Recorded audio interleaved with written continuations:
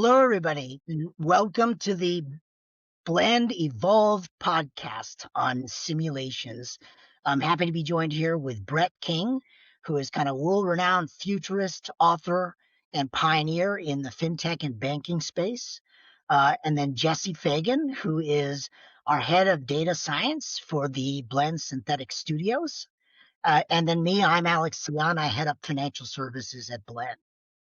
And today we're going to be talking about simulations and the work that Blend is doing within the simulation space, particularly for its Fortune 1000 clients. Let's start off, Brett, by talking a little bit, stepping away back a little bit back. You're a pilot. I don't know if a lot of people know that, but you're a pilot. And so Yeah. I'm assuming you spend a lot of time on flight simulators. You're in pretty much your entire life. So I'd love to hear you just talk about simulators and your experience with them and how you think about kind of simulation and its value to you as a pilot and just in your life in general. Well, I mean, I'm also a gamer, Alex, and so simulation is a big part of gaming. A lot of commercial flight training is done in simulators these days, motion simulators. When you're doing your instrument rating training, much of that is done on simulators, even for general aviation pilots. Because you're having to simulate not necessarily the flying of the aircraft, the aviating stuff. You're looking to learn navigation, radio aids, things like this, control of the cockpit management. The first time I flew a turbine, a jet, was in a simulator. You're not going to, they're not going to hand you the controls of a jet before you've done simulator time. So, most airlines are doing qualifying flights in simulators, primarily before they shift to actual aircraft flying. And that is so you can get used to the environment as a pilot, the decision-making process, the checklists, all of those things in a very safe environment. But then how is that like that sort of like, simulation and then like translation to real life? What's your experience from that standpoint? Like how does the simulation kind of relate to real life or sort of compare to it? I mean, it depends on the quality of the simulator, but these days, even general aviation flying schools will have simulators that are accurate in terms of the gear, the displays, the controls, and so forth. The only thing that really changes is motion and visuals, right? So, but the aircraft responds in exactly the way it would respond in the real world. You are using all of the same techniques. So, in the simulator, you can develop the muscle memory for the real thing because of its accuracy. And so I that's love that. really sort of the key thing. So building on that, Jesse, like maybe your perspective of what Brett just said, the muscle memory of the real thing, when you think about the work and sort of the theory that of simulation that we've been applying at Blend, like how do you kind of translate that? Well, if we're gonna do a direct translation, um, it's like the difference between trying to train a salesperson to get out there. So are we training the person or are we training the organization? I think in a lot of the ways that Blend is doing things is like we're trying to train the organization as a whole, try and prep it to move out into the market. So it's not like an individual level. Now we have done things like that. We have projects where we've simulated a sales call, or we had something that recorded a sales call and then had like training afterwards about how to like improve on this particular kind of sales. But that's not broadly what we're doing. We're talking about trying to stimulate a market, and what would it be like for the organization to move out into that market and do things in that space. And can we be prepared for all the contingencies that might occur? That's what we're looking at, which is a little different. Yeah, awesome. So, and Brett, maybe from your hat on as a futurist, now that simulations, like you said, they've been involved in sort of training and airline training and more high impact sort of training for quite some time, and in the gaming industry. But now that's sort of we're in the AI era. How do you think that changes the future of simulation? Well, what you can do with AI these days, of course, is you can simulate environments very rapidly. And so when we start talking about how it applies to AI, we have NVIDIA Isaac, for example, and other environments now which are used to simulate real world environments for training AI and robots, for example. So you can expose robots to thousands of simulations in a very short period of time, where that would have traditionally taken weeks of training in real world setup and real world environments. So that's one area. But of course, the other area that we're looking at is broadly digital twin enablement. So when we talk about how to tokenize the world and make it machine readable for artificial intelligence, then you will have real-time data available, but you're using simulated environments to sort of map that data on. And a good example of that is what you would see in a Tesla vehicle when it's using autopilot. You have a simulated representation of the real world on the screen, which is essentially trying to model the real world as accurately as possible. So increasingly the worlds of reality and the simulated worlds from an AI machine readable perspective are sort of merging together. I love that. I love that. Now, Jesse, maybe let's move to talk a little bit about some of the work Blend is doing to unlock sort of the inherent potential of LLM to simulate people and their behaviors. Maybe talk a little bit about that, and then I'd love to have Brett react. Sure. So I've spent a lot of time in my career, for instance, working on complex adaptive systems, trying to create agent-based models for behavior. And usually what we do to simulate a human is that it gets reduced to just very simple kind of interaction rules, and you're trying to simulate groups of people making decisions. What we're doing now with LLMs is that we can get far more detailed with the actual simulation of human behavior and how a person would react to certain kinds of stimulus. What we're finding right now is, in the academic research on this, is finding that dense personas, so if you take a persona and really flesh it out with as much detail as you think is relevant, as a population, they will perform very similar to the real target populations. So we're seeing evidence of replicating marketing surveys, or marketing studies, where you have a set of marketing studies that were published on preferences for different kinds of products or offerings, and we're finding that something like 90% of the time, the LLM population is replicating that. So what we're seeing is an opportunity now to replicate human preference and behavior at a level of detail that we weren't able to do before. And so there's been a lot of work, especially here at Blend, but out there in academia as well, in terms of how can this be leveraged and how do you make it really valuable and reliable? And so that's a lot of what we've been working on lately, is how to do that and how to really leverage that level of detail. We can give it images, we can give it all sorts of applications, anything in the digital world. This is something you can interact with and experience, which has become a huge part of our economy, is the digital part of the world anyway. So we can simulate a large proportion of actual interaction with customers now. So Brett, I'd love you to build on that, like the thought of ChatGPT is an inherent people simulator, right? And sort of the power that's kind of within that. What are your thoughts on that, what Jesse just said? Well, I think, the fact that we can sort of mimic human behavior quite accurately in many aspects.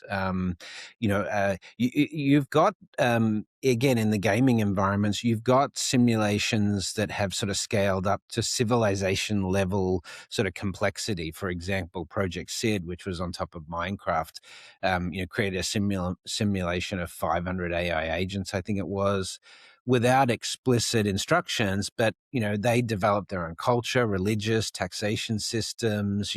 There was social evolution apparent in this. You have digital twins of cities in China being simulated for including in urban planning and things like this. So I think in reality, the amount of data that AI is pulling in a lot of where the applications are of AI, in real world, have to include some sort of simulation. Because if you are, for example, diagnosing, cancer on AI, what you're actually doing is you're simulating the process of diagnosis that radiologists and oncologists use in the field. Now, you're priming that from behavioral data. This is why we call it deep learning or machine learning.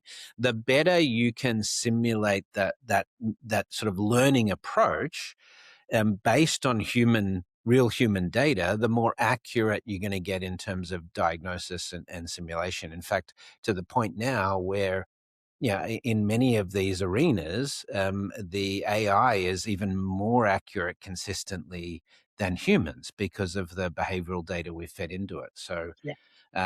yeah. What I love about this and some of the work that we're seeing, Brett, is this combination of hardcore data and analytics combined with creativity of how you create the simulation, right? How you model the simulation. There's so much art, I think, in sort of like, creating a real life simulation environment that balances both the creative aspects as well as the technical and analytic aspects. Jesse, maybe I'd love you to talk a little bit about that, designing a simulation. What does it take to actually design a realistic simulation? And maybe Brett, same thing, like is a pilot. Like I'm assuming the simulations have improved over time, right? The more realistic it gets, the better it is at sort of as an education tool. So maybe talk about that, like the advancements of simulation creativity and design. One of the first things we aim for, like at a base level for our simulations, for instance, is they need to be useful. It has to be something where the outputs from it are going to be something that you can make useful decisions from, and so the realism is important. So right now, for instance, we try to simulate what's happening at the decision point, like when a customer is making a decision to choose a flight, when they're making a decision to choose one product or another. So we try to simulate that exact decision point as much as possible. So multimodal LLMs are really useful for that, and that we can actually provide images and have them kind of triage a situation and figure out which they would choose. For instance, email marketing, or if you had a planogram for a retail setting, or um, just looking at a certain website and choosing offers that could be available or products that are on a page. Or if you're searching for flights or you're searching for a hotel and you look at what's been listed. So we try to simulate those actual decision points where people are when they're choosing which hotel am I going to choose, which flight am I going to choose. And we find that that's the most useful kind of way to approach this and give useful results to our clients in this situation. But there's a lot of craft there. So we find that like LLMs do not behave the same way as real people do in a lot of key ways. Like if we try to simulate Likert scales, you try to ask it to score something on a 1 to 5 scale. These LLMs will always say the number 3, like they just always do. So we have to find other ways to get them to simulate using a survey or answering a question in a way that we can get useful feedback. And that's one of the things we tried to tease out is interacting with and performing this is a little bit different than working with a human in order to get realistic results from them. And a lot of that we're learning as we go, and we're finding a lot of techniques that work really well. And then there's other places where we still need to refine.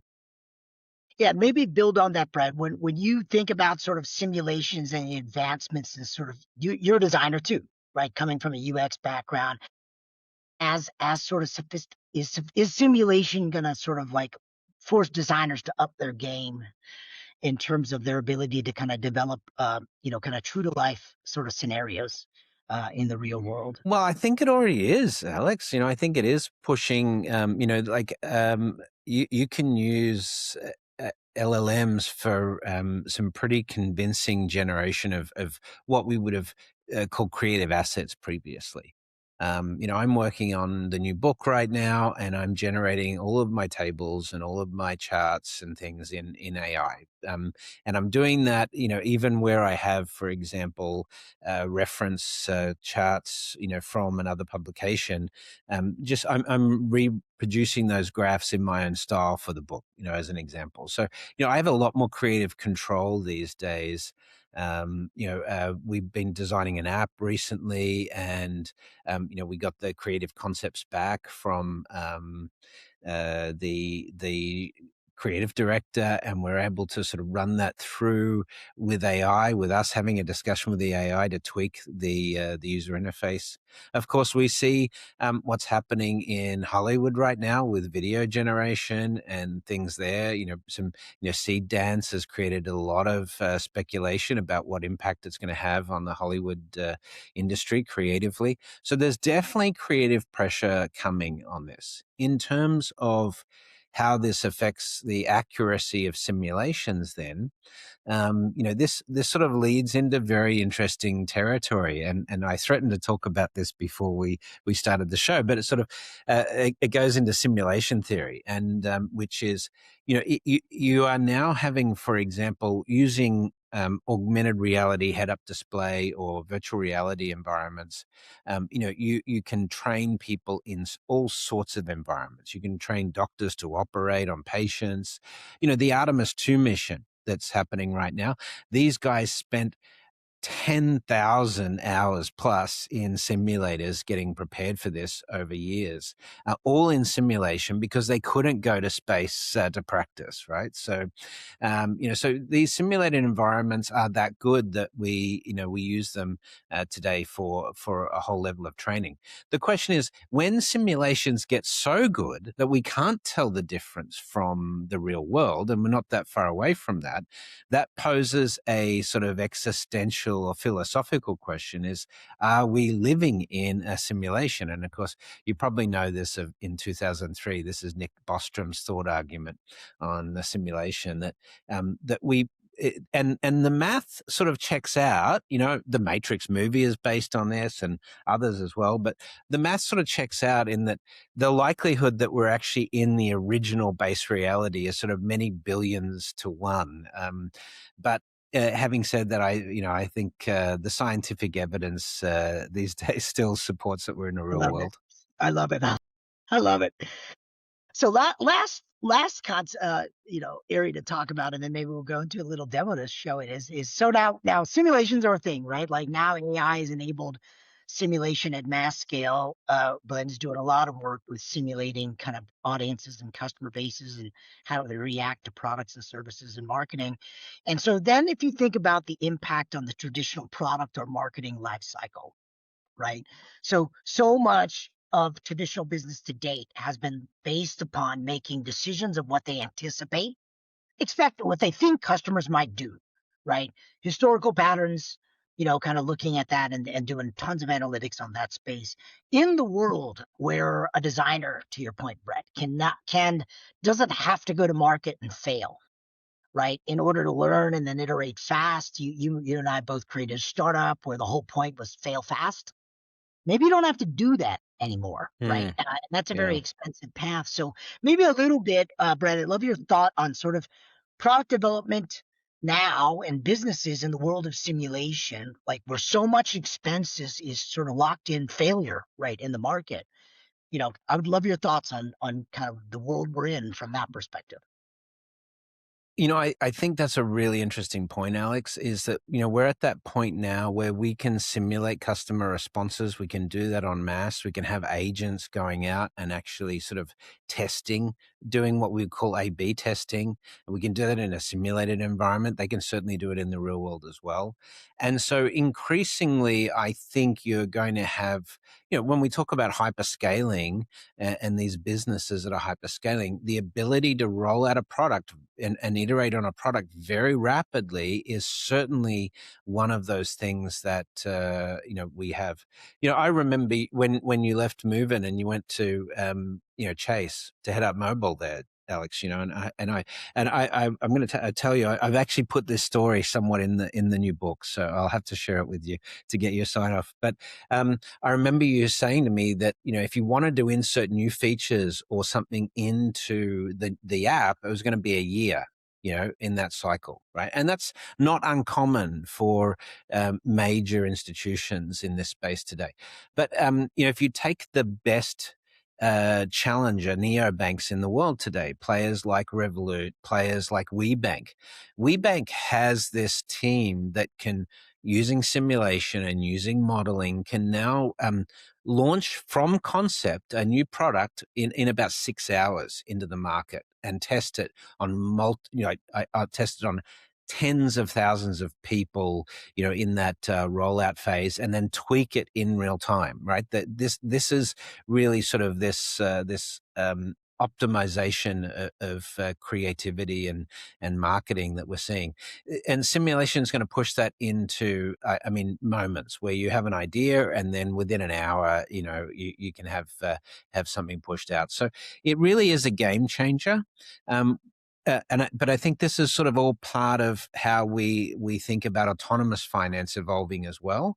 Is we have to start thinking about the fact that AI is going to be able to come up with products and services in real time based on behavioral responses that are getting that we could never compete with from a human design process perspective. So Justin, maybe segueing over to you, like we have a little bit of a demo that we can sort of like play around with here, and I'd love for let's walk through that and see if if Brett can challenge our simulations here, and let's see if we can design something super fast. Design something. So we have maybe just a little much. Just let's survey the audience. Let's survey an audience. Let's just see what that looks like. Let me present a screen real quick. Well, this is what we've done is we've taken our kind of our simulation platform, we broke it down into components, and we let agents run it now. So the idea is that we can propose a somewhat vague question. Let's dive into something real quick. Alex, you had an idea, or Brett, you have an idea. Let's see. There's a product idea. We talk about flight simulators. Let's try. I don't know. Let's see here. We want Brett. I know you're working on a startup with a toothbrush. Yeah, look, could we use that example? So, we have a AI-based toothbrush. It has a intraoral camera that can be used with our AI model to detect cavities and detect oral health issues that need addressing by a dentist. My question would be, how would we position this in the market? It's a smart toothbrush, but it's also an AI service, subscription service. How do we position that in the market for market entry? Do you have a particular audience that you were thinking of, or were you thinking about Gen Pop? I'd say similar to those that are interested in the quantified self movement. So like Whoop, Fitbit type, fitness and longevity fans. All right. I'm hoping this runs really smoothly. All right. Interview live now. So what we've done is we've kind of taking notes. Decomposited our kind of like simulation workflow into a set of tools so that agents can use them. So it can run kind of end-to-end a study. So right now what it's doing is it's trying to come up with a study design. So here's how I would design this. So we have, this is the topic, and the research goal is to learn how to position this product in the market for these audiences. Good. So then what we do is we would simulate a moderator to do a focus group discussion.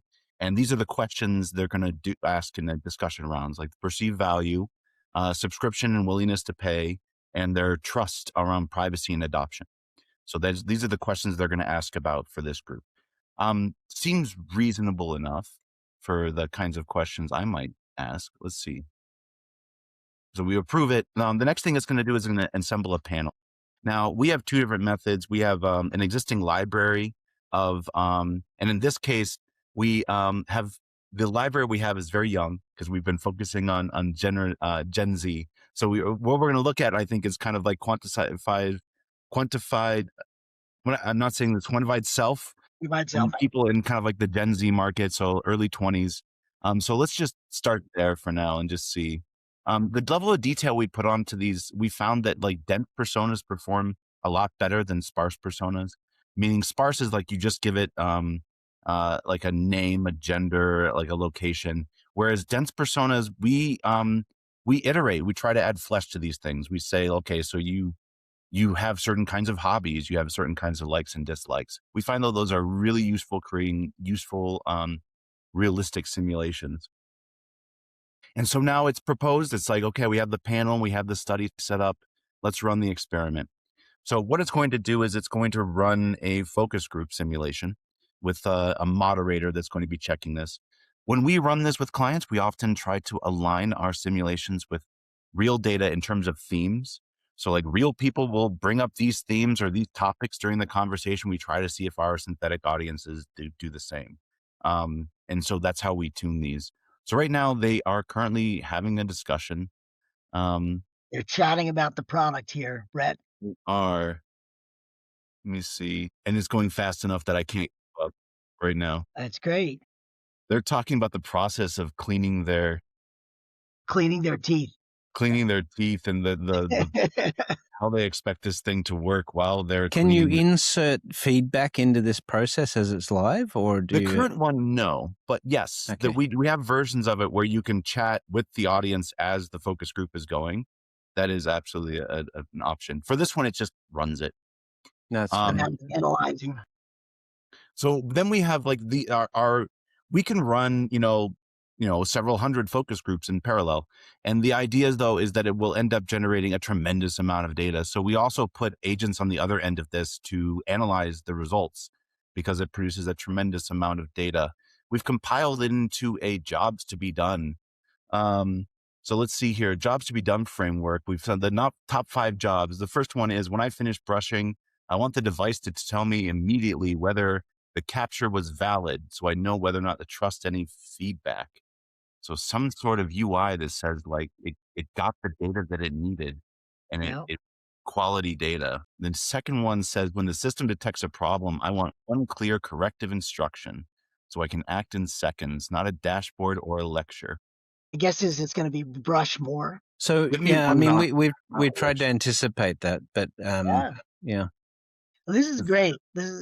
So Yeah. Brett, Okay. again, just to wrap up, That's I good. know we're coming up at a time, but the idea of simulations, right? So closing thoughts in light of sort of the advancements of AI and technology, Brett, and computing power and energy, right?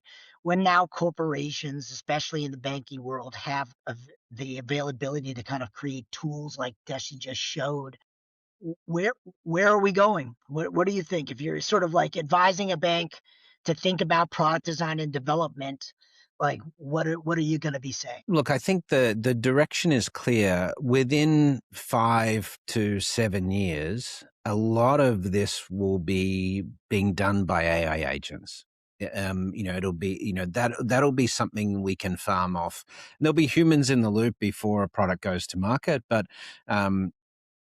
the entire process, the messaging and so forth is just now a set of prompt tools. So if you don't have that capability, you're literally months and months behind your competitors in terms of your ability to respond. A good example of this is, Revolut just launched Air, which is their, AI by Revolut. It's an AI assistant, and Alex, it's like we had this concept at Movement of the money coach. So they have this AI money coach that runs your money and can handle your money. So my view is moving forward in financial services, we are going to remove the interface. We are in terms of the UX, it's just going to be you talking to your personal AI, and your personal AI is going to tell you, well, this is your financial situation. Did you want me to tweak your investments? What's your objective here? Oh, you've got these bills coming up that you need to think about. And that's going to be your interface to at least a retail financial services level. It's a little different on the SME and corporate side. So if you can't use this type of simulation capability, if you don't have AI agents building out your capability to respond, you are literally going to be months behind your competitors. Yep, love that. And Jesse, maybe a final word from you when you think about what's your call to action to clients, like in terms of sort of the technology. What are the patterns you're seeing, and what do you think the market needs?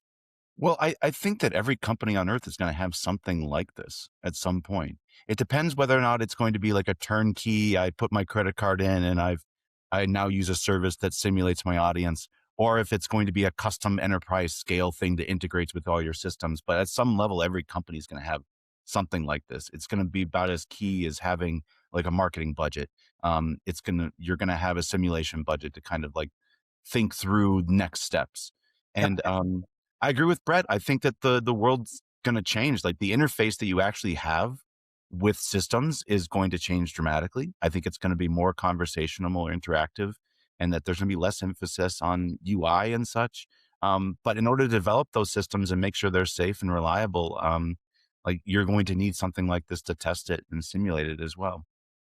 I love it. So let me summarize, guys. So we've been talking here about simulations, and I think the way I think about it is exactly what Jesse said. There's in the business world today, there have been very few use cases, maybe in the industrial space, maybe in the aerospace space, where simulations have been kind of like part of the business model. Certainly not as much within financial services, and certainly not related to kind of like marketing or user experience or digital design or anything like that. But I do think we're entering an era where simulation will be a part of your budget. If you're not figuring out how to simulate audiences and test product and marketing ideas and strategies in very rapid fashion, then as Brad has mentioned, you're just going to be months behind, right? Where the competitors are going, and in a world where the customer is being educated so quickly and moving so fast, that's a risk. It's a big risk. So we're really excited about the world of simulations. Thanks, Brett. Thanks, Jesse, for taking the time to talk about it on the Evolve podcast. And we'll see you next time.